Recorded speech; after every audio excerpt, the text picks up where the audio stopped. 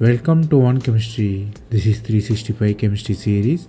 Daily one question for you. Here two different compounds are given, P and Q. P you have dichlorine, which is chlorine in the trans position. This is the cumulative diene, and Q is also same compound, but position of chlorines are different. Here chlorine and hydrogens are stereochemically specified, so you should find whether the given compound is homomer, enantiomer or diastereomer. Here basic definition is homomer means the compound is a rotated compound, the same compound just rotated on the air. Then the enantiomer should have mirror image relationship. Diastereomer means it should have cis and trans relationship, or it has difference in the 1 or 2 chiral carbon. Here if you look at the compound is cumulative diene, so bonds are very restricted, so no mirror image of each other, not enantiomer. Here bonds are different, so not homomer, so it's a diastereomer.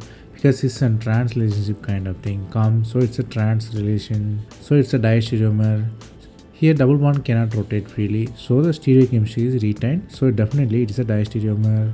Here the concept you have to learn here is homomer means rotated compound, enantiomer means mirror image relationship, diastereomer means cis or trans or variation in the chiral carbon.